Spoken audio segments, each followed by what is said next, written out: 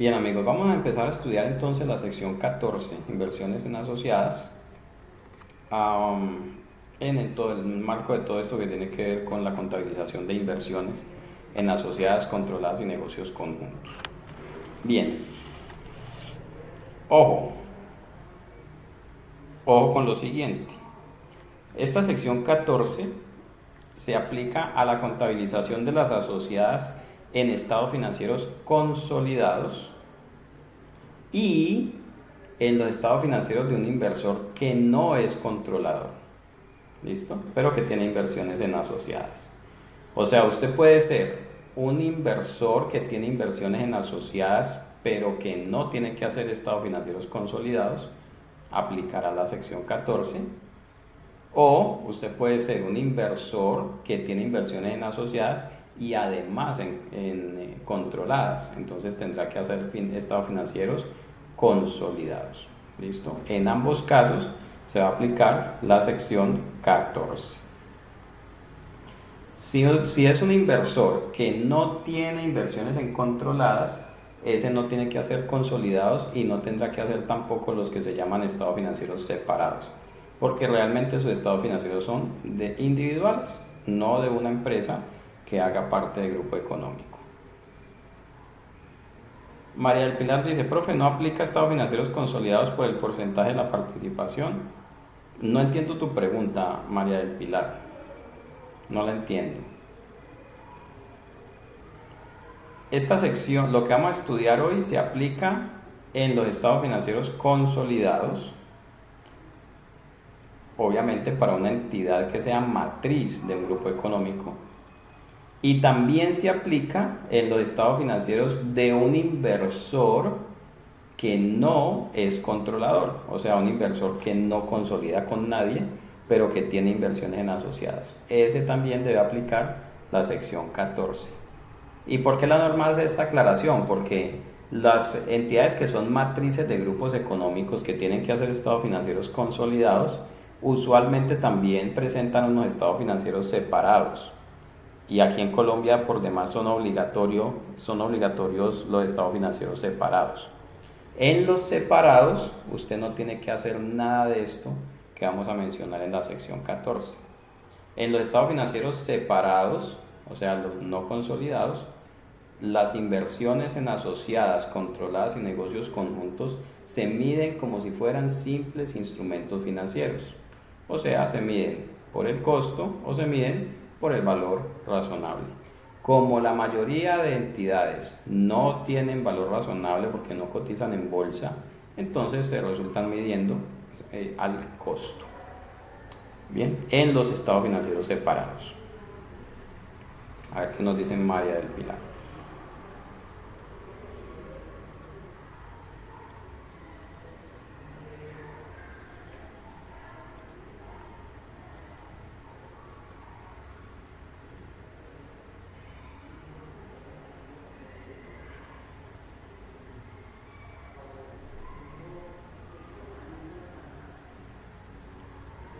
Bien. ¿Qué va a preguntar? O ahora bueno. Ok, ¿qué es una asociada? Entonces, una asociada es una entidad en la cual tenemos influencia significativa. Bien, esta es la clave, influencia significativa. Bien, puede ser una entidad, o sea, puede ser otra sociedad, pero puede ser también una entidad sin forma jurídica definida, tal como una fórmula asociativa con fines empresariales sobre la que el inversor posee influencia significativa. Yo puedo hacer, por ejemplo, una unión temporal. Una unión temporal puede ser inversión en asociada o puede ser negocio conjunto. Todo depende de qué, de lo que diga el contrato y de cómo las partes controlan o no las operaciones relevantes de la compañía. Yo puedo hacer parte de una unión temporal con una participación del 20 o el 30% y sin control conjunto. En ese caso, mi participación en la unión temporal debe ser contabilizada como una inversión en asociada. Ese es el tema, ¿ok? Generalmente lo que vamos a encontrar es que tenemos inversiones en otras entidades, del 20, 30, 40%, casi siempre resultan siendo inversiones en asociadas. Ok, obviamente no puede ser una subsidiaria, no puede ser con negocio conjunto. Si se clasifica como negocio conjunto, se clasifica como subsidiaria, pues ya no va a ser asociada, así de sencillo. Listo, ¿y la influencia significativa qué es? Es el poder de participar en las decisiones de política financiera y de operación de la asociada, pero sin llegar a tener control o control conjunto. O sea, bueno, y aquí me da unas pautas para establecer si existe la influencia significativa. Entonces, la primera, si un inversor mantiene directa o indirectamente el 20% o más del poder de voto de una asociada, se supone que tiene influencia significativa, a menos que pueda demostrarse claramente que tal influencia no existe. Bueno, en Colombia no es usual, pero en el mundo sí es usual, por eso hay que mencionar esto. Usted puede tener un porcentaje de participación del 10% con un porcentaje de derechos de voto del 80%. Eso puede suceder. O sea, usted puede tener el poder de decisión sin tener la mayoría o la mayor parte del porcentaje de participación. Lo dejan mandar, seguramente usted sabe mucho de negocios, lo dejan mandar, le dicen, usted tiene el 80% de poder de voto en la asamblea, pero sus utilidades solamente son el 20%, por ejemplo. Entonces, en ese caso, si usted tiene el poder de decisión en la asamblea, no importa que su porcentaje sea el 5% o el 10 o el 20, usted tiene que consolidar estados financieros. Eso es una inversión incontrolable. Pero usted puede tener el 20% de participación con el 20% de derechos de voto. Entonces, en ese caso, la norma le dice, oye, tienes una inversión en asociada. Aquí lo decisivo es el derecho de voto, que es en últimas lo que significa el derecho de decisión o el poder de decisión. ¿Listo? Muy bien. Entonces, si tengo el 20% de participación o más, ya se supone que es una inversión en asociada. Para que no sea tratada como asociada, tiene que ser que yo demuestre que mi poder de voto es de menos del 20%, que por lo tanto no tengo influencia significativa. El literal B me dice lo contrario, a la inversa, si un inversor mantiene directa o indirectamente menos del 20% de poder de voto, se supone que no tiene influencia significativa, a menos que pueda demostrarse que sí la tiene. Yo puedo tener el 10% de participación, pero puedo tener un poder de voto de más del 20%. Puedo ser miembro, por ejemplo, si tengo el 10% de participación, pero tengo un escaño en la junta directiva, y la junta directiva son 3, entonces allí tengo influencia significativa. Allí tengo poder para influir en las políticas, en las decisiones financieras y operativas importantes de la compañía. Entonces, el porcentaje de participación es importante, sí, pero también hay otros elementos importantes que debo tener en cuenta, como por ejemplo si tengo escaños en la junta directiva, si hay un acuerdo de poder de voto, cuando ese poder de voto es diferente al porcentaje de participación. Si por ejemplo tengo una participación del 10%, pero soy el director de operaciones, soy el gerente general, soy un director corporativo, ese tipo de cargos suelen dar influencia significativa. Entonces hay que tener eso muy presente, porque no solamente es el porcentaje de participación. De hecho, hay negociaciones donde usted dice, compré el 18% de participación, pero tengo el 65% del poder de voto. Entonces ahí se convirtió en una inversión controlada. Listo. Si hay un inversor mayoritario, o sea, si hay un controlador, eso no es obstáculo para que yo pueda tener influencia significativa. Yo puedo ser inversor yo puedo tener una inversión asociada y otro puede ser el que controla la asociada. Muy bien.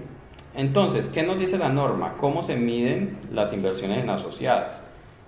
Voy a escoger el modelo de medición. Y aquí les voy a dar una pauta para la elaboración del manual de políticas contables. He encontrado manuales de políticas contables que dicen así: inversiones en asociadas. Subtítulo: medición, elección de política. Y luego dice: un inversor contabilizará todas sus inversiones en asociadas utilizando una de las siguientes opciones. A. El modelo del costo del párrafo 14.5. B. El modelo de la participación del párrafo 14.8. C. El modelo del valor razonable del párrafo 14.9. Eso no sirve, eso está malo. Esas políticas contables, quítenle las argollas, o si la tienen pastado, quítele la pasta y póngalas como papel de reciclaje, porque eso no sirve para nada. La política contable debe decir: inversiones en asociadas. La entidad contabilizará sus inversiones asociadas utilizando el siguiente método, y tiene que escoger uno. Eso sí son políticas contables. La política contable no me puede dejar la puerta abierta para que entonces cualquiera contabilice como quiera. La política contable se refiere, o precisamente se trata de que se elija uno de los 3 métodos de medición. ¿Listo? Entonces revisen sus manuales de políticas, y donde las NIF les dé alternativas de medición, ustedes tienen que escoger una alternativa. Por ejemplo, párrafo 17.15, propiedades, planta y equipo.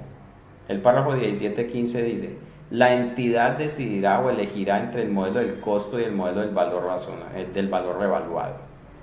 La política contable no puede decir: la entidad elegirá entre el modelo del costo y el modelo del valor revaluado. La política contable tiene que decir: esta entidad utilizará el modelo del costo.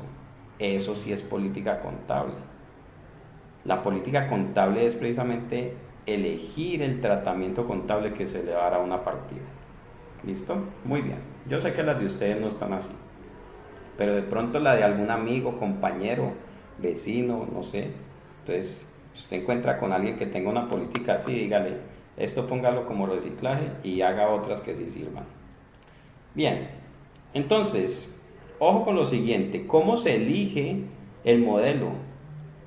¿Cómo va a escoger usted entre estas 3? Porque aquí la norma le está diciendo: usted puede utilizar una de las siguientes. Y como me dice aquí, me está diciendo una O en el penúltimo, significa que va a escoger cualquiera de las 3. La norma aquí no me está hablando de jerarquías. En algunas ocasiones, como por ejemplo cuando se habla del valor razonable, entonces hay unas jerarquías en la medición del valor razonable. En este caso no, simplemente le está dando 3 alternativas. ¿Cómo las va a escoger? Les voy a dar algunas ideas. Primera: echa 3 papelitos, uno que diga modelo de costo, otro que diga modelo de participación y otro que diga valor razonable, en una bolsita negra, la revuelve bien y saca una. Esa no la vaya a utilizar, porque eso no sirve. La segunda es preguntarle al gerente: señor gerente. Hay veces que la oficina del gerente queda hacia al lado, entonces se comunican a gritos, ¿no? Una directora financiera me decía: no, a mí me encanta esta oficina porque tengo a todo el área de contabilidad a un grito de distancia. Se llama Isleni, y le decía: ¡Isleni! Entonces, a ver, la segunda es decirle al gerente: señor gerente, ¿usted cuál de los 3 quiere? Esa tampoco la vaya a utilizar.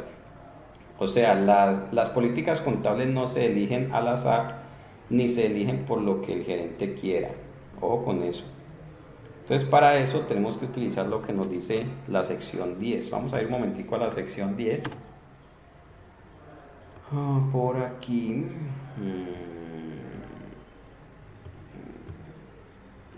Por aquí más o menos.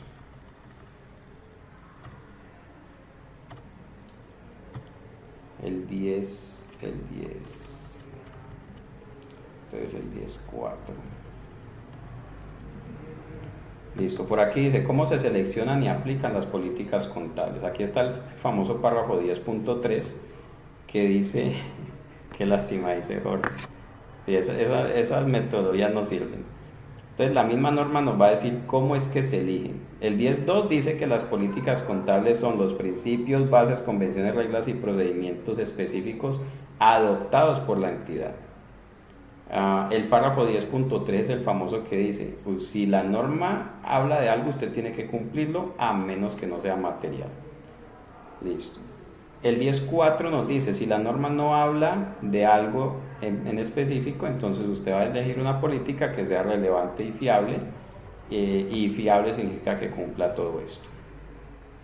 Para hacer esos juicios, entonces va a utilizar estos requerimientos, bla, bla, bla. Listo. Y entonces vamos a mirar, con base en esto es que lo vamos a decir. Párrafo 10.4. ¿Cómo se escogen las políticas contables? Usted tiene que escoger una política contable que dé lugar a información que sea relevante y que sea fiable. O sea, es el mismo procedimiento que se utiliza para una transacción no regulada, lo vamos a utilizar para transacciones para las cuales las normas nos dan alternativas de tratamiento.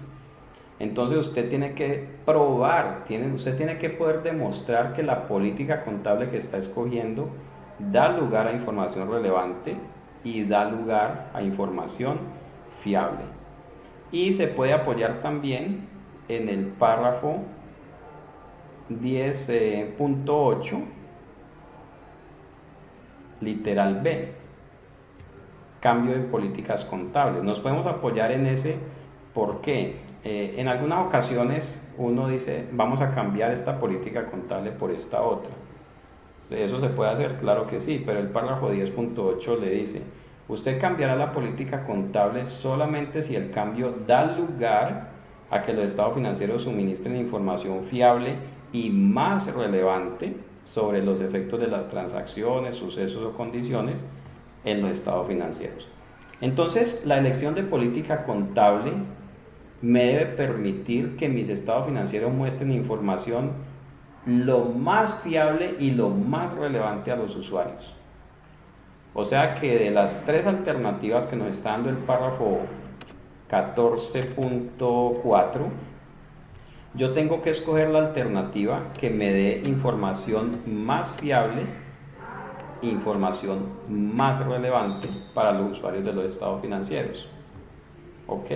No es escoger ese modelo al azar, es escoger ese modelo para buscar que la información sea más fiable y más relevante. ¿Listo? Y así, eso mismo lo va a hacer en todos los casos en los cuales la norma le dé alternativas de tratamiento.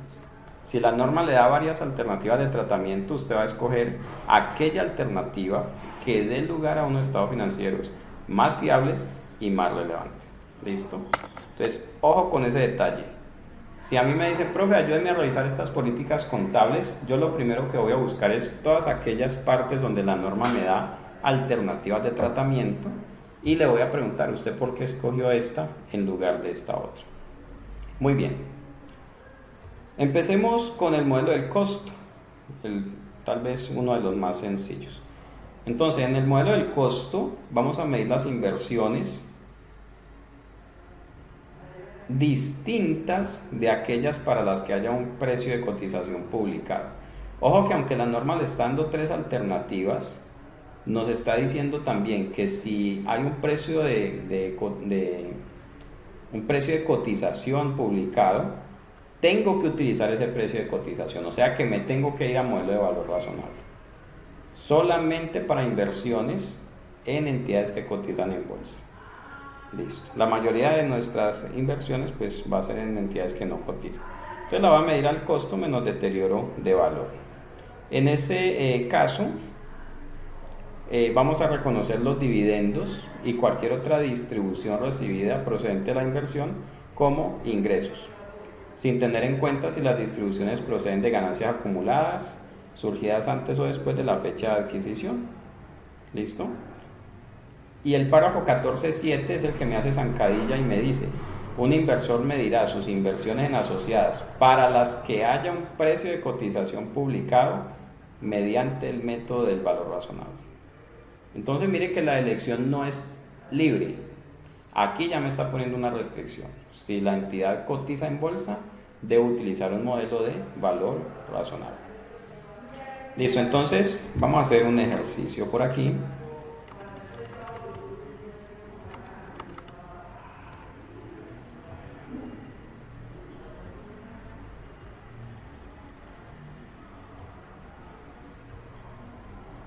De inversiones en asociadas.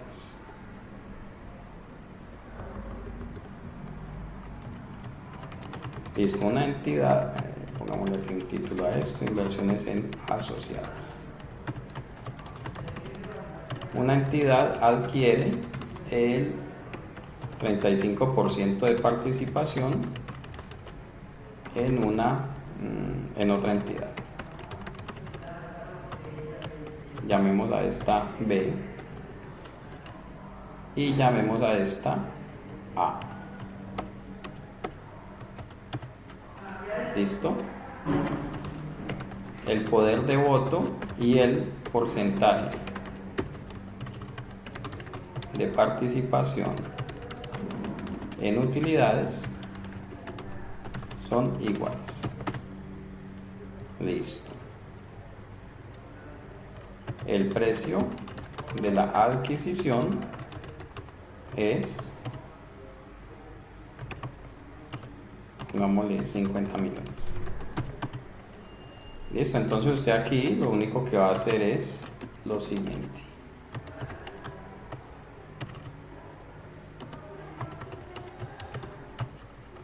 Va a decir aquí que tiene inversión en asociada 50 y se gastó un dinerito de efectivo 50.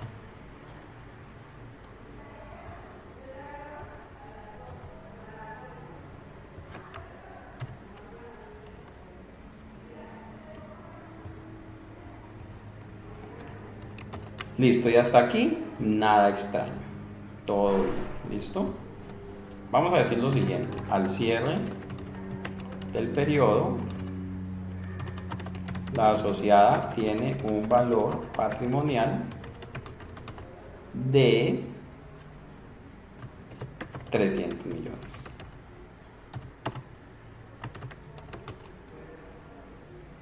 Debe el inversor debe realizar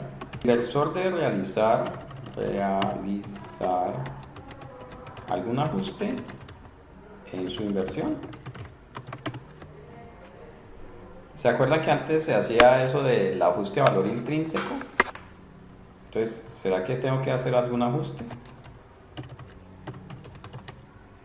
Valor patrimonial de la participada 300, participación del 35% sería esto por punto 35, 105. ¿Tendré que hacer algún ajuste? ¿Será que tengo que poner la inversión que pase de 50 a 105?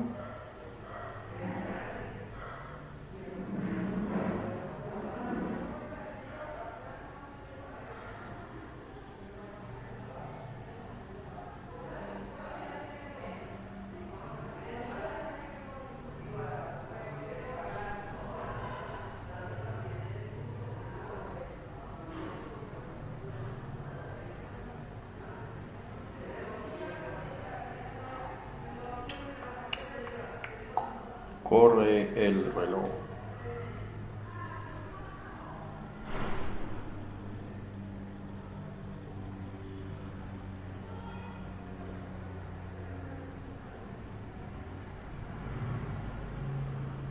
Cayó el primero. No tiene que hacer ningún ajuste. ¿Por qué va a tener que hacer algún ajuste si estamos en modelo de costo?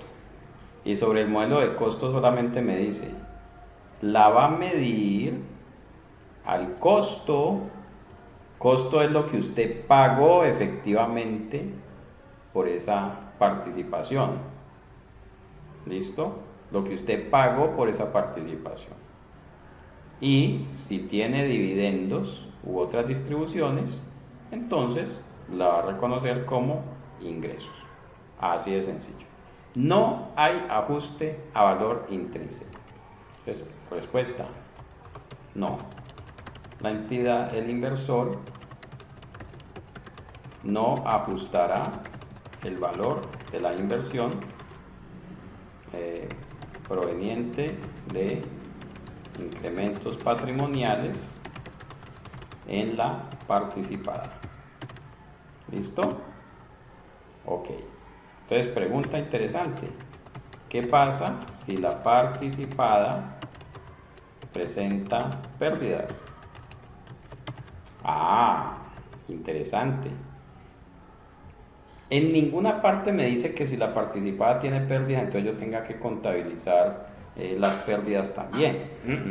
Solamente me dice si hay dividendos u otras distribuciones, los va a contabilizar como ingresos. Si hay pérdidas, ese sería un indicio de deterioro de valor. Entonces yo tengo que mirar si con esas pérdidas que se están presentando, yo podré recuperar el valor de mi inversión, ya sea por dividendos esperados en periodos futuros, o ya sea por la venta de la inversión. ¿Listo? Entonces, las pérdidas presentadas por una participada son un indicio de deterioro.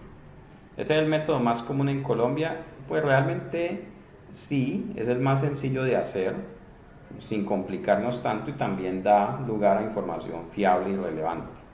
¿Ya? El método de la participación da una información adicional, pero pues es un poquito más complejo. Eso lo estaremos viendo mañana a primera hora. Listo, vamos a ese tema que dice María del Pilar.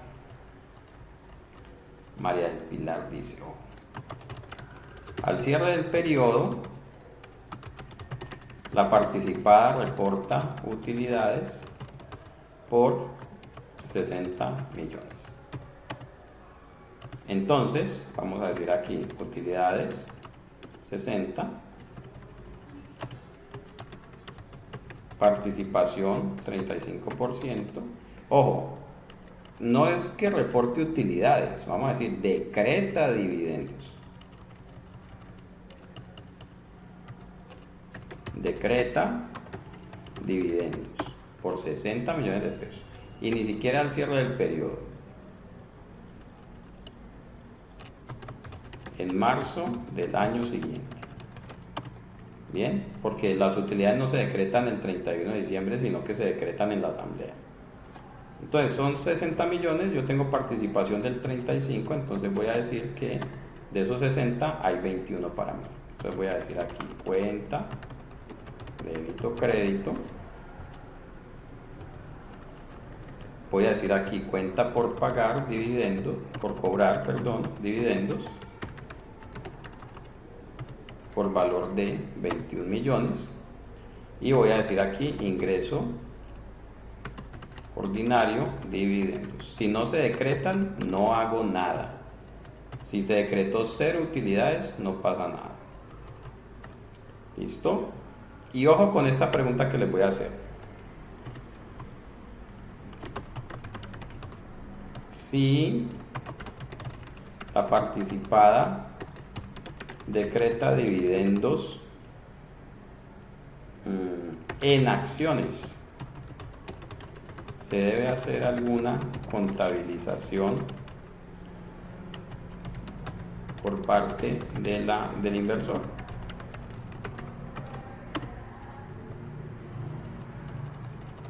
¿Listo? Si la participada decreta dividendos en acciones, ¿se debe hacer alguna contabilización por parte del inversor? Esa pregunta se la voy a dejar para que la investiguen en estos 15 minutos que les quedan allá en su casita. Ahorita se las voy a mandar por el chat de WhatsApp para ver qué respuestas obtenemos. ¿Listo? Siéntase libre de investigar por fuera de las NIF. Entonces busque en Google artículos, conceptos, lo que sea, para que revisemos este tema mañana temprano. Entonces amigos, vamos a dejar hasta aquí por hoy y nos vemos mañana a las 9 de la mañana para que continuemos con este interesante tema. Muchas gracias y que el Señor les bendiga.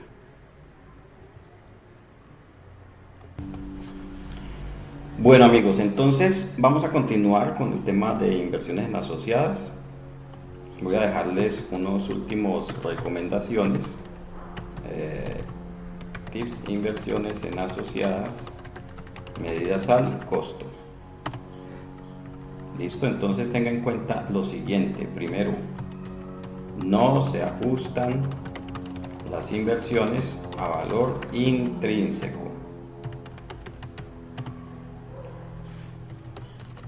Segundo, tenga en cuenta esto. Permítame que no les he compartido pantalla. Aquí.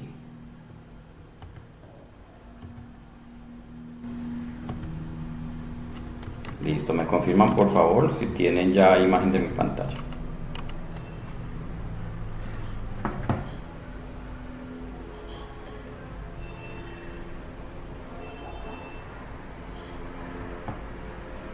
Listo.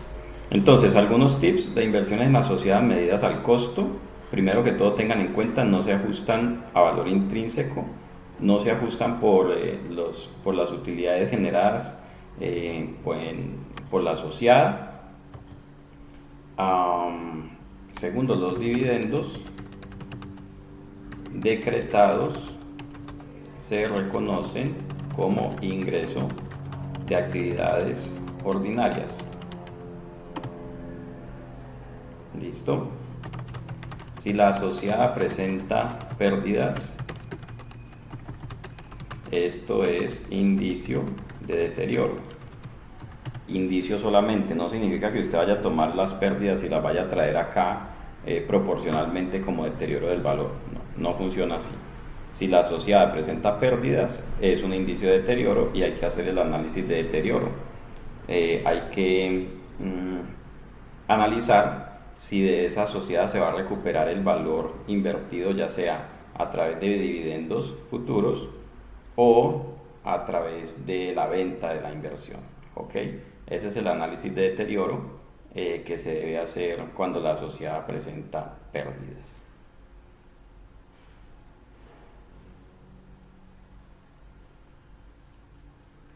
Bien. ¿Qué más? Ok.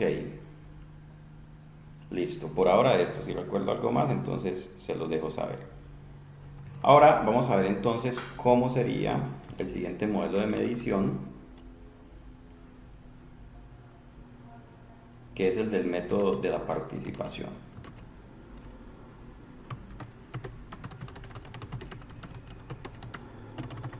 Método de la participación. ¿Listo? El método de participación, antes lo conocíamos como método de participación patrimonial, en NIF simplemente se le llama el método de la participación. Según este método, párrafo 14.8, una inversión en patrimonio se reconoce inicialmente al precio de la transacción. Este tema es muy importante. Inicialmente al precio de la transacción, incluyendo costos de transacción, y se ajusta posteriormente para reflejar la participación del inversor en el resultado y en el otro resultado integral de la asociada. ¿Ok? Entonces, lo primero que vamos a revisar es este tema de la plusvalía. Hay varias cosas que revisar, todos estos literales, pero lo primero que vamos a mirar es el tema de la plusvalía.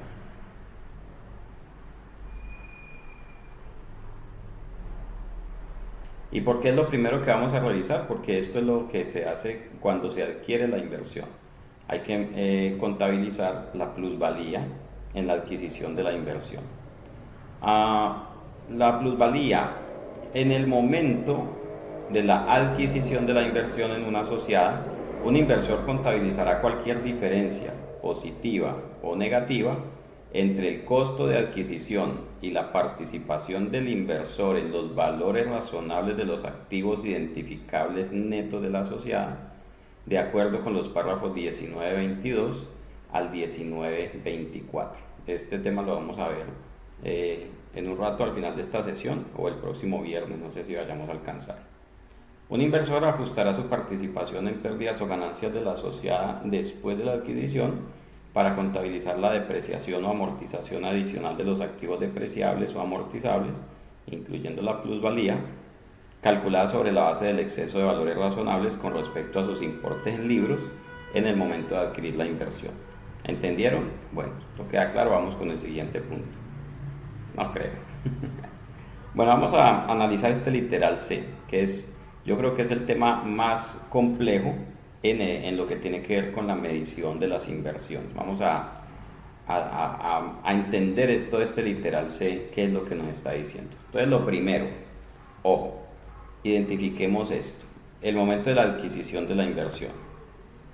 Normalmente, pues, lo que uno quisiera es que el inversor entregue el dinero e inmediatamente le emitan sus acciones y ya.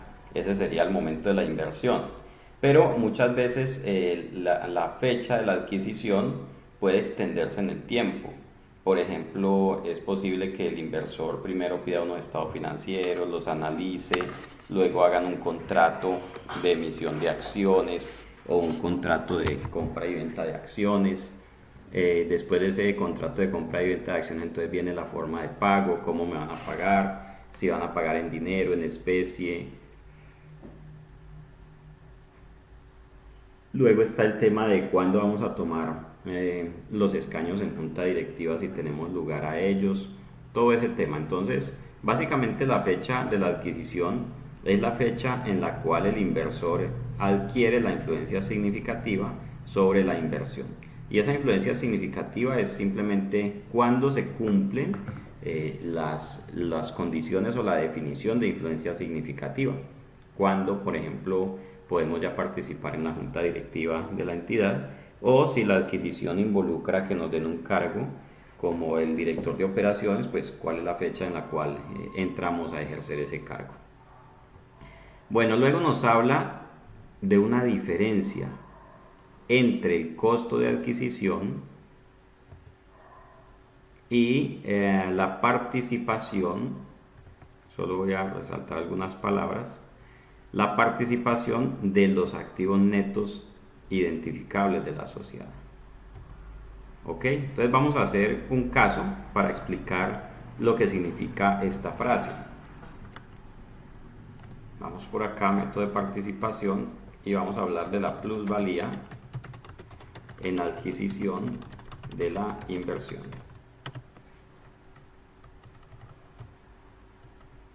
Entonces tenga en cuenta esto. En la mayoría de los casos, el inversor paga un valor mayor o menor que el valor razonable de los activos adquiridos. Esta diferencia se denomina plusvalía.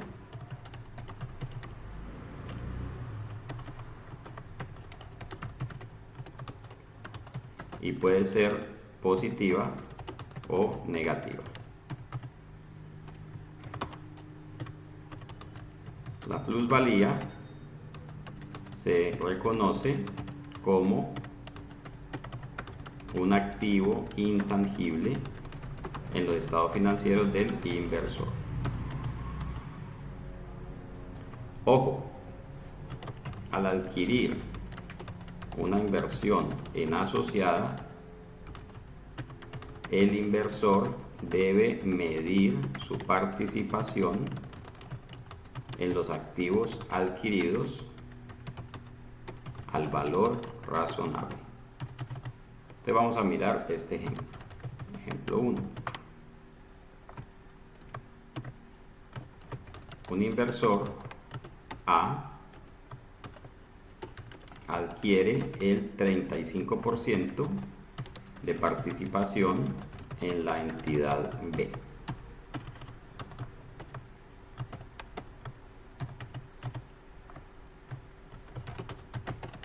Los estados financieros de la entidad B muestran las siguientes cifras.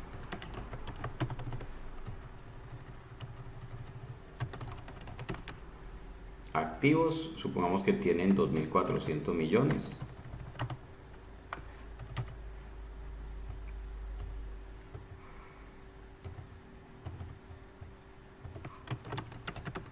Pasivos vamos a decir que tiene, pongámosle unos 850, y por lo tanto tiene un patrimonio de 1.550 millones de pesos. Estos son los estados financieros de la entidad adquirida, ¿sí? Entonces el costo de la adquisición, o sea lo que pagó el inversor A por esa inversión, es de, supongamos que pagó 2.000 millones. Perdón, vamos a hacer este cálculo primero, esto por 0.35, y digamos que pagó 750 millones.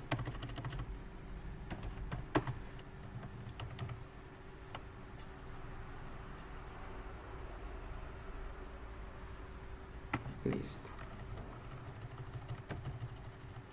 ¿Por qué un inversor pagaría más que el 35% de 1.550 millones? Las razones son generalmente que el inversor quiere hacerse a esa participación porque ve un gran potencial, no tanto por lo que valen los activos en este momento, sino por lo que los activos pueden producir. Entonces, normalmente un inversor va a contratar una persona o una entidad que le haga una evaluación de ese negocio y le diga cuál es el potencial que tiene ese negocio, ¿ok? Y esa es la razón por la cual un inversor puede estar dispuesto en muchas ocasiones a pagar un poco más de lo que vale su participación en ese patrimonio. ¿Listo? Entonces, ¿qué debe hacer el inversor aquí? El inversor debe medir el valor razonable de su participación en los activos adquiridos. Entonces va a ser algo como esto, va a decir aquí activos y pasivos, este es el valor contable o valor en libros, y debe buscar el valor razonable de estos activos y de estos pasivos. Entonces, ¿por qué los activos pueden tener un valor en libros distinto a su valor razonable? Por ejemplo, puede tener propiedades, planta y equipo, vehículos, terrenos, edificaciones, que son medidos por el modelo del costo, pero nosotros cuando hacemos la inversión en una sociedad debemos medir esos terrenos, esos edificios, esos vehículos por el valor razonable. También puede existir intangibles, pueden existir varios tipos de activos que en los estados financieros de la sociedad se miden por un modelo distinto del valor razonable, pero en el momento de la adquisición el inversor sí debe medirlos al valor razonable. Entonces, suponga que el valor razonable de estos activos no es 2.400 sino 2.550 millones. Y supongamos que los pasivos sí tienen un valor razonable igual al valor en libros. ¿Qué quiere decir? Que el patrimonio contable son 1.550, pero el patrimonio medido a valor razonable son 1.700 millones de pesos. Hay algunos activos que tienen un valor razonable más alto que su valor en libros. Entonces, para efectos de medir la plusvalía en la adquisición de la inversión, vamos a medir esos activos siempre al valor razonable. ¿Listo? Aquí vamos a decir entonces cuál es el valor de la participación. Participación del 35% sería 1.700 por 0.35, 595 millones. Luego vamos a decir cuál es el costo de la adquisición, que fueron 750 millones. Y entonces aquí existe una plusvalía, que es la diferencia entre el costo de adquisición y el valor razonable de los activos adquiridos. ¿Listo? ¿Hasta aquí está claro cómo se calculó la plusvalía?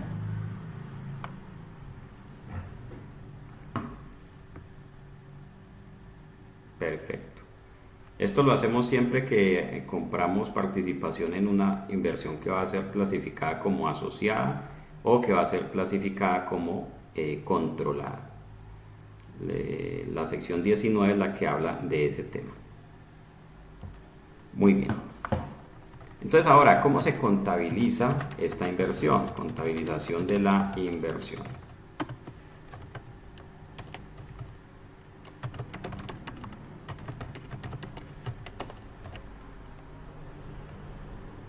Bien, entonces vamos a decir que tenemos una inversión en asociadas. Entonces la pregunta es, ¿cuál es el valor por el cual se debe reconocer esa inversión?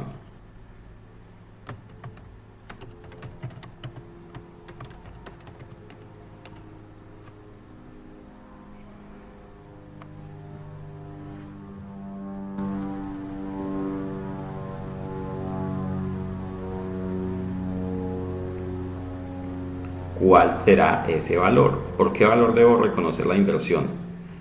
¿Por qué valor debo medir esa inversión en el reconocimiento inicial?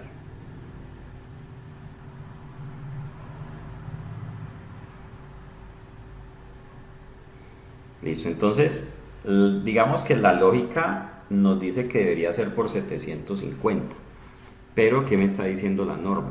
Ojo, ojo, ojo, ojo.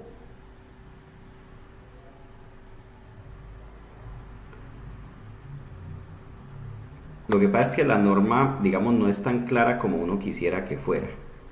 Pero me está diciendo, el inversor contabilizará cualquier diferencia entre el costo de adquisición y la participación del inversor en activos identificables de acuerdo con los párrafos 19.22 al 19.24. Vamos a visitar un momento esos párrafos. ¿En qué párrafo estoy aquí? 14.8. Vamos un momento al 19.22.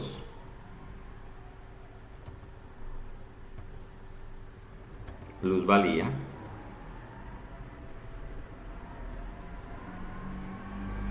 La adquiriente en la fecha de adquisición reconocerá como un activo la plusvalía adquirida en una combinación de negocio. Bueno, aquí hay un tema clave. La plusvalía, me está diciendo el párrafo 19.22, que se reconoce por separado. Entonces, cuando voy a hacer la contabilización, mire que la plusvalía ya aquí la medí por 155 millones de pesos. Esa plusvalía es un activo intangible. Intangible, plusvalía, por 155 millones. Y yo pagué 750 millones de pesos. Entonces aquí está la clave de la medición de la inversión en asociadas. En la medición inicial de la inversión en asociadas, yo voy a reconocer o voy a medir esa inversión por el valor razonable de la participación en los activos netos, que en este caso son 595 mil pesos, 595 millones de pesos. El 35% del valor razonable del patrimonio de la asociada. ¿Sí? Y la plusvalía se reconoce por separado por indicación del párrafo 19.22, que me dice expresamente, reconocerá la plusvalía como un activo separado. ¿Sí? Reconocerá como un activo la plusvalía adquirida en la combinación de negocios. ¿Listo? Esa plusvalía se mide al costo. Es el exceso de costo de la combinación de negocios sobre la participación del adquiriente en el valor razonable neto de activos, pasivos y pasivos contingentes identificables. ¿Ok? Entonces, yo hago todo este trabajo. Tomo el valor en libros de los activos, obviamente más detallado, separado el efectivo, los equivalentes, las cuentas por cobrar, la propiedad, planta de equipo, etc. Mido todos esos activos a valor razonable. Encuentro entonces el valor del patrimonio a valor razonable. Los pasivos también debo evaluarlos. Calculo la participación en ese valor razonable del patrimonio. Luego la comparo con el costo de la adquisición y la diferencia es una plusvalía que se reconoce como un activo intangible separado de la inversión. ¿Ok? Muy bien. Y ojo, nota. La plusvalía se debe amortizar en un plazo máximo de 10 años, a menos que pueda medirse fiablemente una vida útil superior. ¿Cuándo podría hacer esto? Por ejemplo, si yo estoy haciendo una adquisición en una asociada y la sociedad tiene un negocio que se proyecta que va a funcionar por los próximos 20 años, pero para eso tengo que tener unos indicios muy claros. Por ejemplo, la compañía o la entidad asociada tiene unos contratos que garantizan que va a tener una operación de por lo menos 20 años de aquí en adelante. Entonces, en ese caso yo podría amortizar la plusvalía a 20 años. De resto, si no tengo una vida útil establecida en un contrato, en un acuerdo, entonces vamos a considerar la vida útil de 10 años y a 10 años la vamos a amortizar. ¿Listo? ¿Es claro hasta allí cómo se midió la plusvalía? Y es claro entonces que la plusvalía se contabiliza por separado, como un activo intangible separado. Muy bien. ¿Qué va a pasar de allí en adelante? Fíjese. La inversión quedó medida por 595 millones de pesos. Y ojo, fíjese por qué no funciona aquí lo del ajuste a valor intrínseco. El patrimonio de la compañía son 1.550. Si yo tomo 1.550 por el punto 35, me da 542.500.000. No es el valor por el cual yo estoy reconociendo. Si yo me pusiera a hacer ajuste a valor intrínseco, pues entonces aquí tendría una pérdida, porque esos 595 tendría que ajustarlo a 542.500.000. ¿Ok? Entonces, olvídese del valor intrínseco, ni en las medidas al costo, ni en las medidas por el método de la participación, ni en las que se miden al valor razonable. ¿Ok? Vamos a seguir simplemente la indicación que nos da la norma. Entonces, aquí ya nos quedó la plusvalía por separado. Y ojo, si la asociada tiene activos depreciables, los cuales fueron medidos al valor razonable en el momento de la adquisición, el inversor debe ajustar los estados financieros de la asociada en cada fecha de corte para reflejar una amortización basada en esos valores razonables. Listo, entonces eso es lo que me está diciendo por aquí. Vamos nuevamente al párrafo 14.8.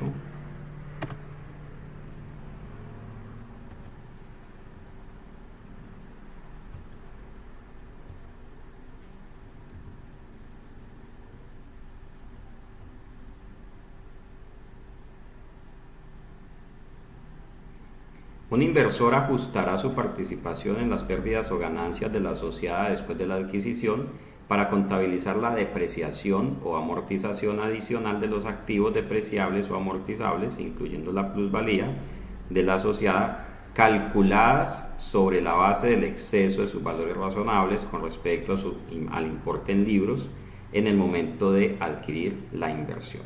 Entonces vamos a ver qué significa todo esto. En el caso anterior, la diferencia entre el valor en libros y el valor razonable de los activos de la asociada corresponde a, digamos, a un edificio. No, pongámosle que a una máquina. Corresponde a una máquina cuyo valor razonable es 150 millones de pesos, más alto que su valor en libros. ¿Listo? O sea, lo que genera esta diferencia entre el valor en libros y el valor razonable de la inversión es una máquina cuyo valor en libros era, por decir algo, 300 millones, pero su valor razonable eran 450 millones. ¿Listo? Entonces eso hace que el valor razonable sea más alto. Y además tengo una plusvalía de 155 millones. Entonces, ¿qué es lo que ocurre? A la fecha de cierre, los estados financieros de la asociada reflejan una utilidad de, supongamos, 120 millones de pesos. Y aquí voy a poner una notica adicional. La vida útil remanente de la máquina es de 20 años. Entonces, a la fecha de cierre recibimos los estados financieros de la asociada, donde vemos una utilidad de 120 millones de pesos. Esa utilidad de 120 millones de pesos, yo no puedo simplemente multiplicarla por el 35% y pasar eso a mis estados financieros como ingreso. No lo debo hacer. Tengo que hacer lo siguiente. Cuando recibo los estados financieros, vamos a ajustar ajuste de la utilidad de la asociada. Primero, hay dos elementos que vamos a tener que incluir, sumar o restar en la utilidad de la asociada. Préstele atención. Primero, mayor valor de la máquina o ajuste por depreciación del mayor valor de la máquina. ¿Listo? Mayor valor incluido en la medición. Entonces dijimos que la máquina tenía 150 millones de pesos de mayor valor, o sea, el valor razonable es 150 millones más alto que su valor en libros original. Entonces vamos a tener ese valor aquí presente, 150 millones.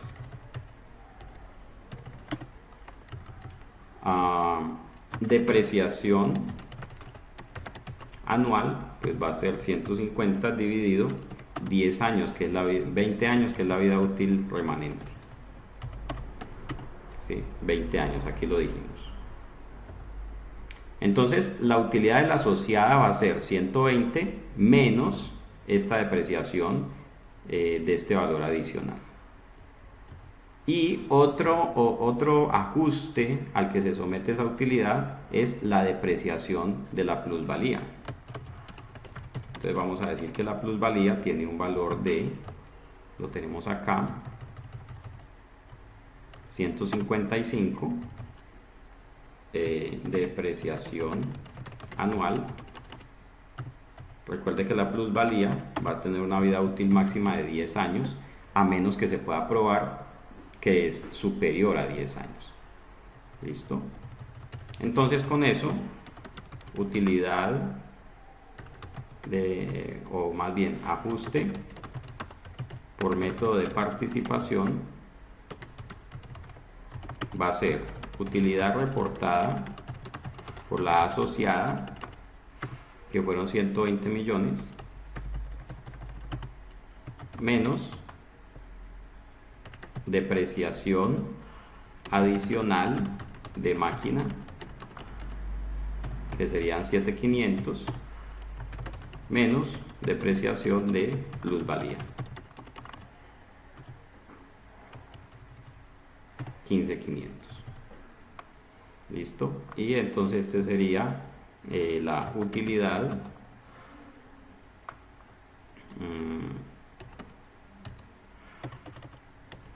utilidad susceptible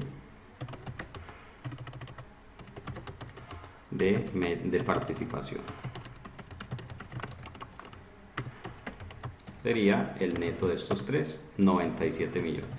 Ahora sí, la participación del inversor, que es del 35%, 97 por 0.35. Entonces vamos a llevar como ingreso por medición al método de participación 33.950.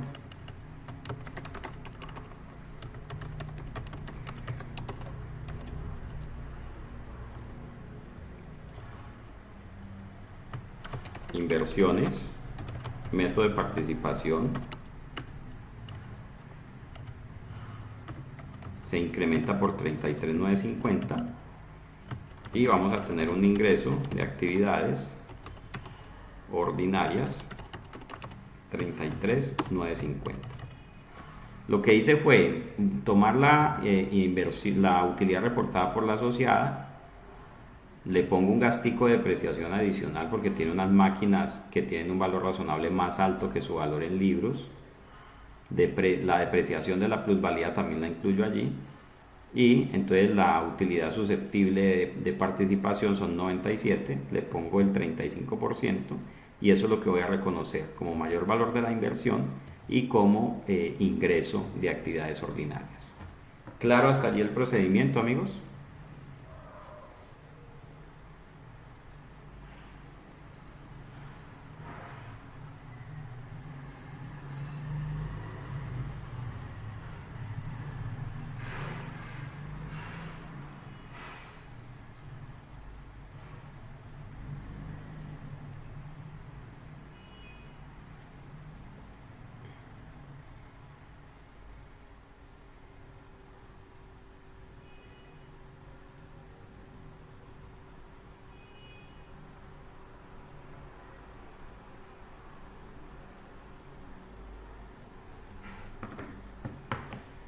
¿Ese ingreso también es fiscal? No, ese ingreso no es fiscal. Vamos un momentico aquí al artículo. Ay, ¿cuál es? Como el 220.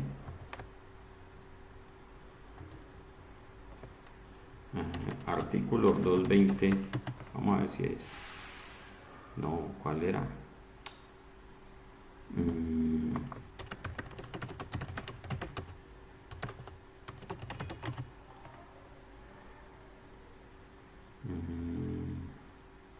¿Cuál es el artículo ese, colegas, del estatuto tributario?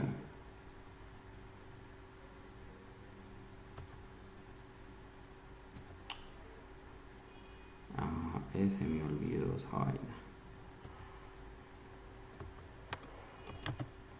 210, no. 206, no. Pero eso es por ahí.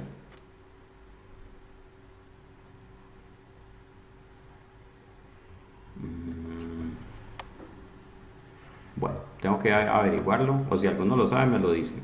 El artículo que dice, para efectos fiscales,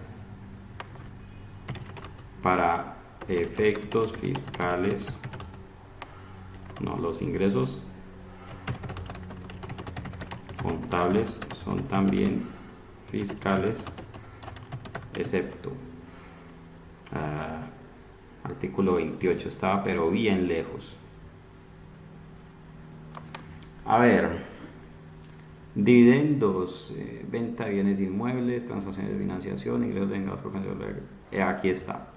Entonces, el artículo 28 del Estatuto Tributario dice lo siguiente: para los contribuyentes que están obligados a llevar contabilidad, los ingresos realizados fiscalmente son los ingresos devengados contablemente en el año o periodo gravable, menos estos que vienen a continuación. Y el numeral cuarto le dice: los ingresos devengados por concepto de la aplicación del método de participación patrimonial, de conformidad con los marcos técnicos contables, no serán objeto del impuesto sobre la renta y complementarios. La distribución de dividendos o la enajenación de la inversión se regirán bajo las disposiciones establecidas en este estatuto.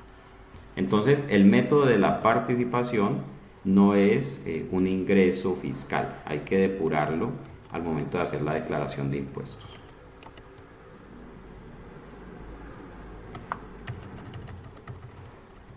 Bueno, vamos por aquí. Ok, otros aspectos a tener en cuenta. Tampoco sería un gasto si el resultado fuera pérdida. Correcto, tampoco gasto. Hay otro artículo del Estatuto Tributario donde dice los gastos del estado de resultado, los gastos reconocidos contablemente, son también deducciones fiscales, salvo por lo siguiente, y pum, ahí le manda todas las excepciones.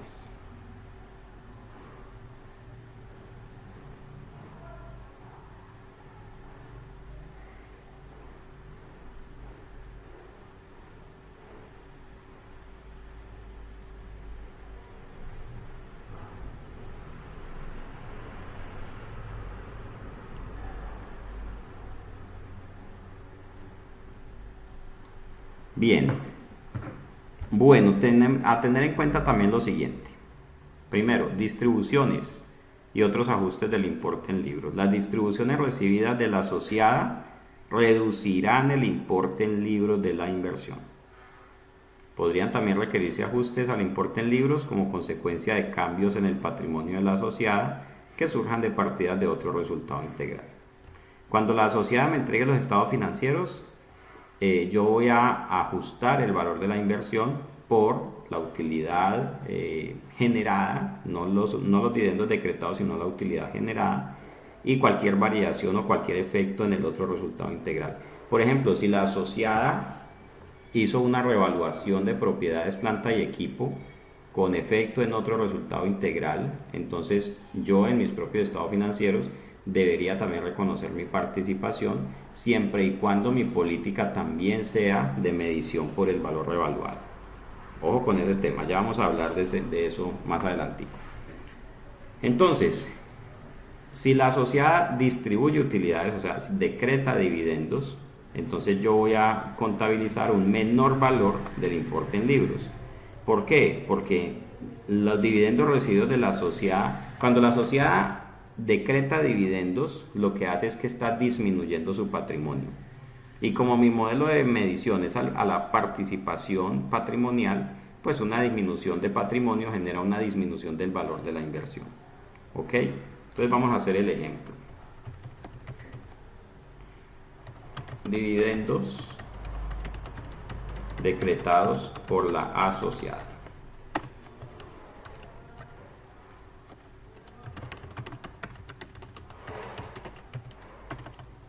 La asociada decretó dividendos por 60 millones. Entonces, ¿qué debe contabilizar el inversor? Entonces, el inversor reconocerá su participación en dividendos decretados como menor valor de la inversión.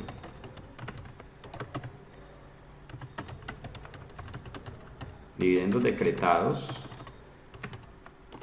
fueron 60, participación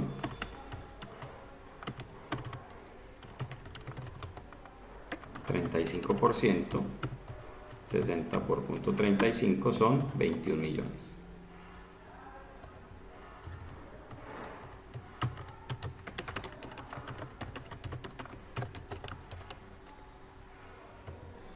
Entonces vamos a decir aquí, inversión en asociada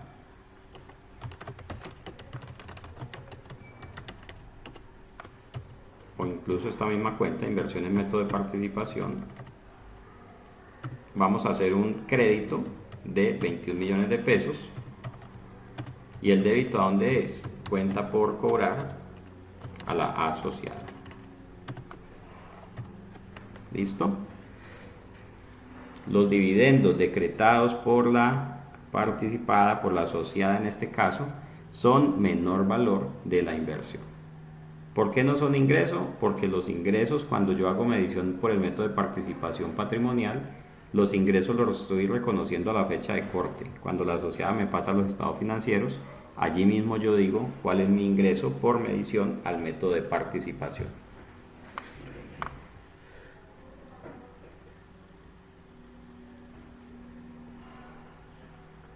Vamos claros, ¿verdad?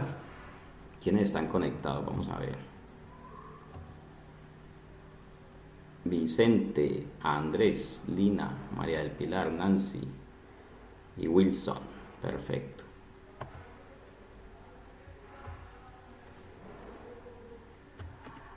Bueno. Pregunta. Dale, estoy pendiente. Estoy atento.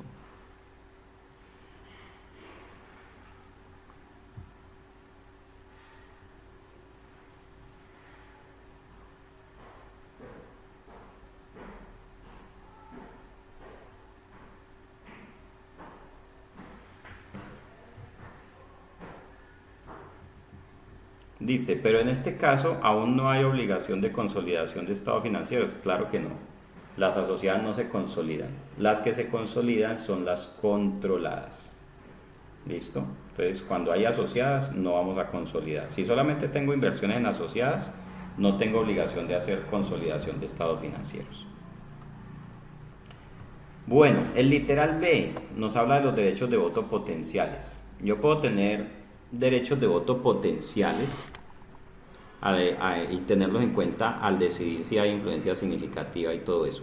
Pero a la hora de hacer o de llevar a cabo la medición por método de participación, no voy a tener en cuenta los derechos de voto potenciales, sino solamente los derechos de voto reales. ¿Ok?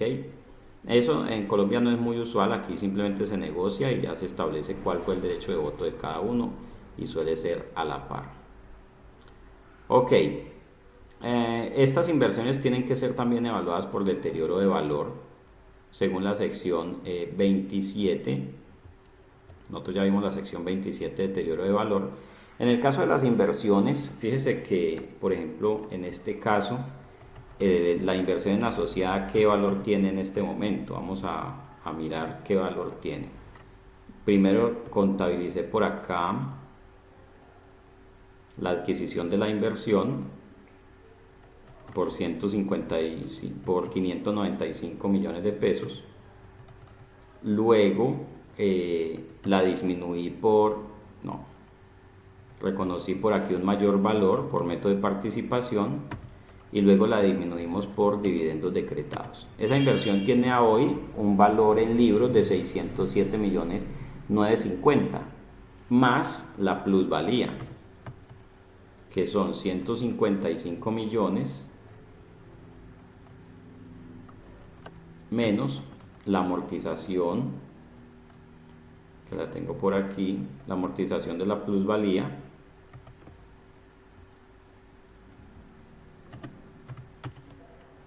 entonces la plusvalía va en 139.500. Estos dos activos se miden juntos, 747, 450, y entonces yo lo que tengo que evaluar a la fecha de cierre es, ¿será que está deteriorada esa inversión? Y simplemente respondo a la pregunta.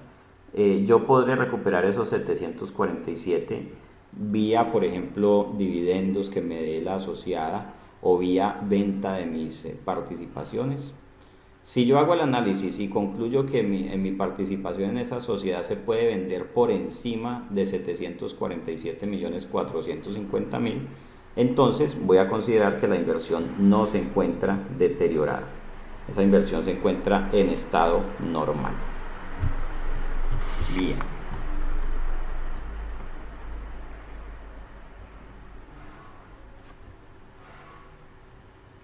Transacciones del inversor con la asociada.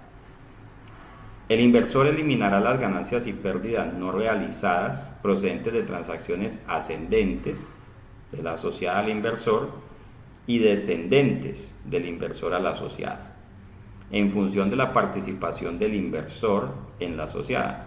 Las pérdidas no realizadas en estas transacciones pueden proporcionar evidencia de un deterioro de valor del activo transferido. Entonces, ojo con esto. Si yo hago negocios con la asociada, por ejemplo, de comprar y vender mercancía, yo tengo que tener muy claro cuál fue mi ganancia al venderle mercancía a la asociada, o si le compré, pues cuál fue la ganancia que tuvo la asociada al venderme a mí la mercancía. Bien, esa ganancia o esa pérdida que también se puede dar, tengo que incluirla en la depuración de la utilidad de la asociada. Vamos a hacer el ejemplo.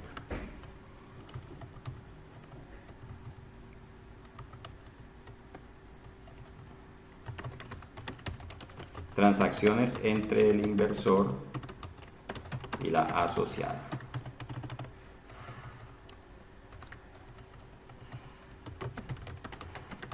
Suponga que un inversor recibió los estados financieros de la asociada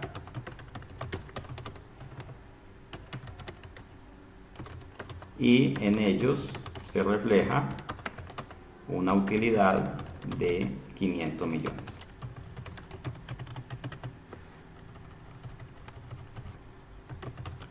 El inversor le vendió mercancía a la asociada y en esa transacción generó una utilidad de 120 millones. La participación del inversor en el patrimonio de la asociada es del 30%. ¿Listo? Vamos a suponer que no hay plusvalía ni hubo ajuste de valor razonable. Si los hay, pues de todas maneras usted tendría que hacer el ajuste de arriba más este ajuste. Entonces la pregunta es, ¿cuál es el valor de utilidad susceptible a ser reconocida por método de participación patrimonial? Recuerde lo que le está diciendo la norma. El inversor eliminará las ganancias y pérdidas no realizadas procedentes de transacciones ascendentes y descendentes en función de la participación del inversor en la asociada. Entonces, si la utilidad de la asociada son 120, ¿qué ajuste son? 500, de los cuales 120 son utilidad que tuvo el inversor por venderle mercancía a la asociada. ¿Qué ajuste deberíamos hacer? Y tenga en cuenta lo siguiente, está hablando de utilidades o pérdidas no realizadas. Eliminará las ganancias y pérdidas no realizadas. María del Pilar dice algo muy interesante que prácticamente responde la pregunta que voy a hacer. Profe, ahí también se revisa si la asociada vendió eso que me compró. Claro que sí. Entonces la pregunta que les voy a hacer es, ¿cuándo se considera que una utilidad o pérdida es no realizada?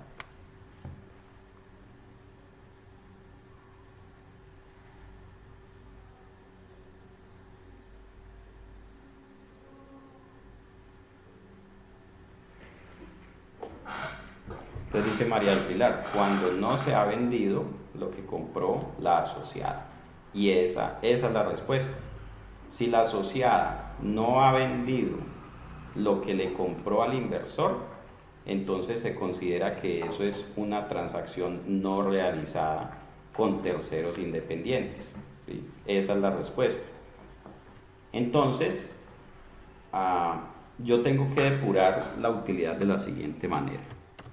Utilidad reportada por la asociada, 500.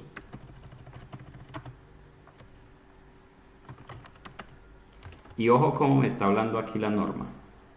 Eliminará las ganancias o pérdidas en función de la participación del inversor en la asociada. Ojo. Utilidad por transacciones recíprocas, 120. ¿Sí? Participación del inversor, 35%. Entonces 120 por 35. Esto corrámoslo para acá.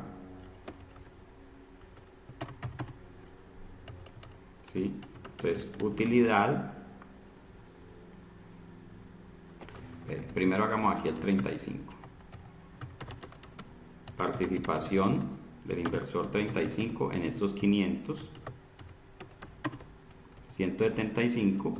Pero hay 120 de utilidad en el inversor que provienen de ventas a la participada. Entonces tengo que quitar de estos 175 el 35% de estos 120.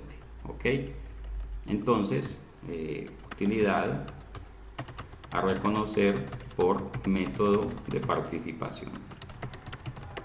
Serían estos 175 menos 42.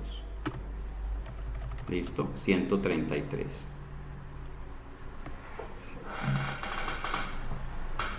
Entonces,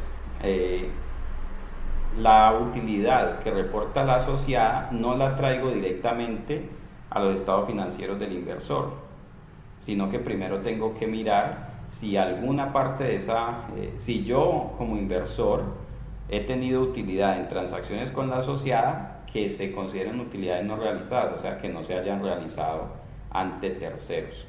Entonces imagínense que la asociada tendrá entonces que llevar un control de si le compré mercancía a un inversor, esa mercancía ya la vendí o esa mercancía todavía la tengo en mis inventarios. Si no la he vendido a terceros, entonces esa es una utilidad no realizada. ¿Ok? ¿Claro hasta allí, mis amigos?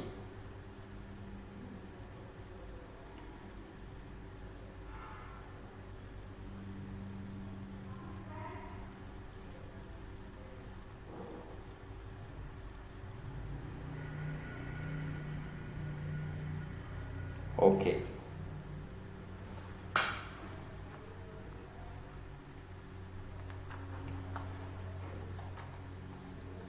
A esa utilidad no realizada se le lleva un control. Muy buena pregunta. Porque claro, si la asociada después vende la mercancía, o sea, se realiza, entonces allí va a haber una utilidad. Esa es una muy buena pregunta.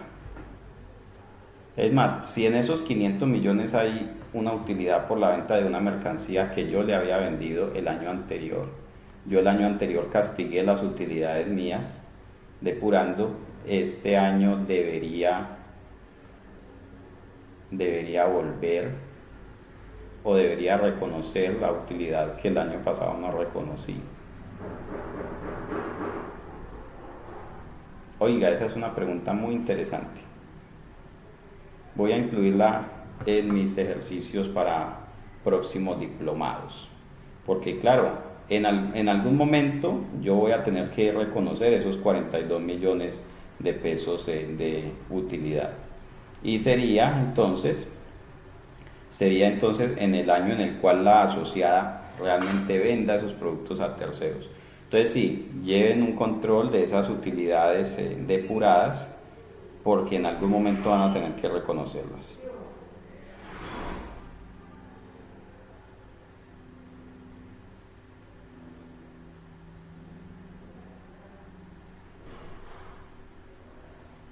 Muy bien.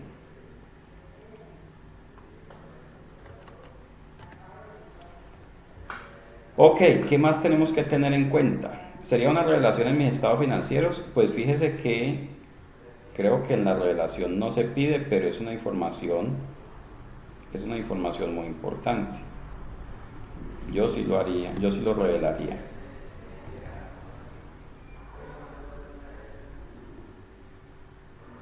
Si las revelaciones no lo piden, pero yo sí lo haría. Es una información muy, muy importante.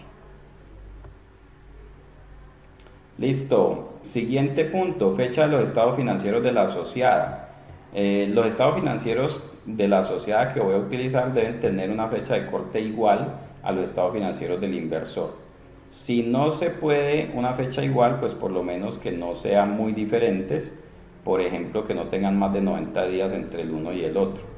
Lo de los 90 días está establecido en la sección 9, estados financieros consolidados. Entonces es un buen parámetro también para aplicarlo a las inversiones en asociadas. De todas maneras, al menos en Colombia todas las compañías cierran al 31 de diciembre, pero es posible que alguna entidad quiera hacer unos estados financieros con corte diferente al 31 de diciembre. Entonces debe buscar los de las asociadas a una fecha similar.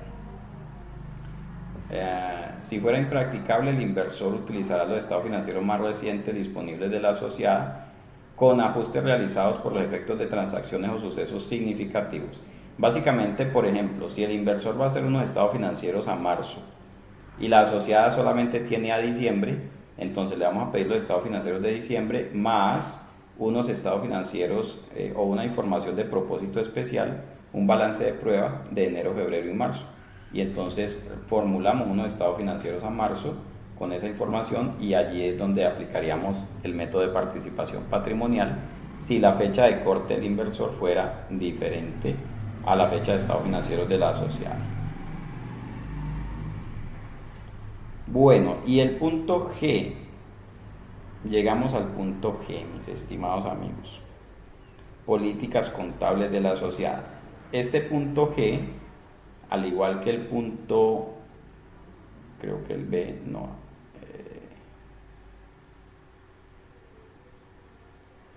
Sí, este punto G, al igual que el E de transacciones del inversor con la asociada, son los más ignorados del mundo. Estos puntos, el G y el E, viven acomplejados porque todo el mundo los ignora, menos los que han visto clase con el profe Maya. Eso sí tiene eso bien presente. Entonces, ojo con esto, políticas contables de la asociada. Si la asociada aplica políticas contables que difieren de las del inversor, el inversor ajustará los estados financieros de la asociada para reflejar las políticas contables del inversor a fin de aplicar el método de participación, a menos que fuera impracticable. Un ejemplo muy práctico. Supongamos que el inversor tiene una política de medición de sus bienes inmuebles por el método de la revaluación. O sea que cada año hace un avalúo o una actualización de avalúo y contabiliza en otro resultado integral un superávit por revaluación. Ahora suponga que la participada o la asociada tiene un modelo de costo. Entonces me toca decirle a la asociada, venga, ¿usted qué inmuebles tiene? Ah, tengo esta oficina, esta bodega. Ok, tengo que mandarles a hacer un avalúo porque yo tengo que adicionarle a los estados financieros de la asociada la medición a valor revaluado de esos activos. O sea, tengo que aplicarle mis políticas contables a los estados financieros de la asociada antes de aplicar el método de la participación. Y viceversa, si la asociada utiliza el método del costo, el método de revaluación, pero yo utilizo el método del costo, entonces tengo que, de los estados financieros de la asociada, eliminar cualquier superávit por revaluación antes de aplicar el método de la participación. ¿Listo? Entonces yo tengo que tener claro si las políticas contables de la asociada y del inversor son similares. Si no son similares, toca hacerle un ajuste a los estados financieros de la asociada antes de contabilizar el método de la participación.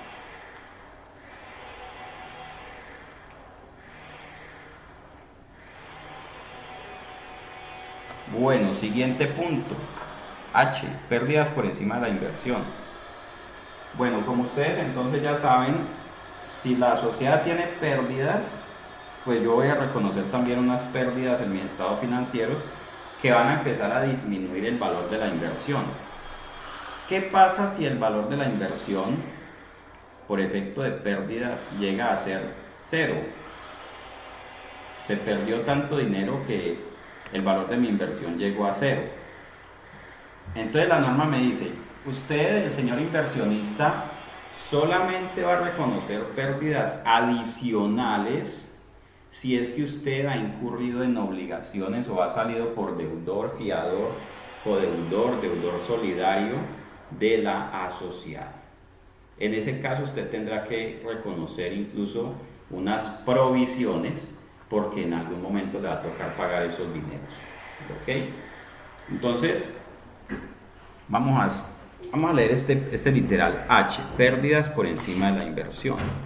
Si una participación de un inversor en las pérdidas de la asociada iguala o excede al importe en libros de su inversión en esta, dejará de reconocer su participación en las pérdidas adicionales. Una vez que la participación del inversor se reduzca a cero, este reconocerá las pérdidas adicionales mediante una provisión, solo en la medida en que el inversor haya incurrido en obligaciones legales o implícitas o haya efectuado pagos en nombre de la asociada. O sea, la asociada me debe plata. Si la asociada me debe plata, tengo una cuenta por cobrar a la asociada presenta pérdidas, se agota el valor en libros de la inversión, entonces luego empiezo a afectar la cuenta por cobrar a la asociada. Es más, empiezo a afectar la plusvalía. La plusvalía es lo primero que se va. Después de que se va la plusvalía, entonces se va el valor en libros de la inversión. Después de que se va el valor en libros de la inversión, se empieza a ir cualquier cuenta por cobrar. Y después de que se va cualquier cuenta por cobrar, entonces me toca incluso reconocer un pasivo. ¿Listo? Si la sociedad presentara ganancias con posterioridad, el inversor volverá a reconocer su participación en estas ganancias solo después de que su participación en las mismas iguale a su participación en las pérdidas no reconocidas. Entonces, si tengo cuentas por cobrar y me tocó borrarlas por pérdidas de la asociada y luego la asociada tiene utilidades, pues restauro las cuentas por cobrar. Luego restauro el valor de la inversión. La que no se restaurará nunca va a ser la plusvalía. Es así, una vez afectada por deterioro, nunca se puede restaurar. Bien, literal, ¿y hasta cuándo voy a tener método de participación? Pues mientras la asociada sea asociada. Si la sociedad pasa a ser controlada o pasa a ser negocio conjunto o la participación cae por debajo del 20% y dejo de tener influencia significativa, pues la paso simplemente a instrumento financiero. Hasta ese momento voy a reconocerla y a medirla por el método de participación. ¿Listo? Y simplemente se dan de baja las cuentas, dará de baja las cuentas de la asociada y reconocerá en resultados la diferencia entre la suma de los importes recibidos más el valor razonable de cualquier participación conservada. Esto es en el momento en que se vende la asociada. ¿Ok? Bien.